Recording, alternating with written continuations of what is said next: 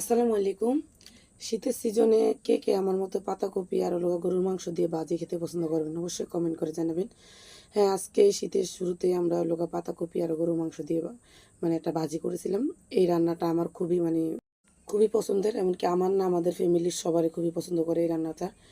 শীতের সিজন আসলে আমরা কয়েকবারই রান্না করি এই রান্নাটা। তো এখানে আমি কিছু পেঁয়াজটা খুব সুন্দর করে আমি হালকা একটু ভেজে নিব। তো এখানে কিন্তু তেলের পরিমাণ একটু বেশি দিতে হয়।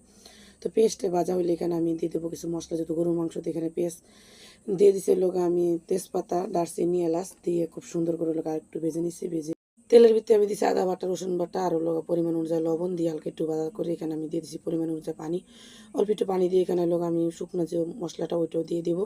হলুদের গুঁড়া, মরিচের গুঁড়া, আর গরম মশলার গুঁড়া দিয়ে দিছি। দিয়ে খুব সুন্দর করে মশলাটাকে আমি কষিয়ে নিছি। মশলাটা কষানো হয়ে গেলে আমি এক থেকে ছোটো ছোটো করে গরুর মাংস আমি কেটে রেখেছিলাম ওইটা দিয়ে দিলাম। এখানে আপনারা চাইলে মুরগির মাংস এরকম ছোটো করে পিস করে দিতে পারবেন। সেক্ষেত্রে মুরগির মাংসটা খুব ভালো করে ভেজে দিতে হবে, তাহলে ভালো হবে। তো দিয়ে আমি অল্প আছে একদম মশলাটার সাথে গরুর মাংসটা আমি লাড়াচাড়া করে ভালোভাবে কষিয়ে নেব। এরপর যা কষানো হয়ে গেলে দিয়ে দিব এখানে আমি গরুর মাংস সিদ্ধ হওয়ার জন্য পানিটা দিয়েও আমি খুব সুন্দর করে আরেকবার উল্টে পাল্টে খুব সুন্দর করে রান্না করে নিব। আমার দেখলাম গরুর মাংসটা সিদ্ধ হয়ে গেছে।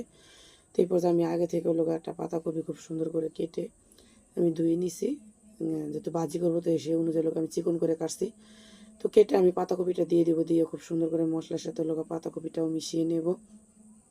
পাতাকপিটা মিশানো হয়ে গেলে এখানে আমি ঢাকনা দিয়ে ডেকে পাতাকপিটাগুলো সিদ্ধ করে নেব। তো এরপর আর ঢাকনা দিয়ে ডাকবো না, আমি এখানে দিয়ে দেবো পরিমাণ অনুযায়ী কয়েকটা কাঁচামরিচ দিয়ে আবার উল্টে পাল্টে আমি চুলার আঁচটা একদম হাইটে দিয়ে আমি মানে যে পানিটা ওইটা আমি ভালো করে শুকিয়ে নেব, যেহেতু আমি এটাকে ভাজি করব। তো ফাইনালি দেখেন আমার গরুর মাংসের সাথে পাতাকপি ভাজিটা হয়ে গেছে। আমার রেসিপি ভালো লাগলে লাইক শেয়ার কমেন্ট করবেন।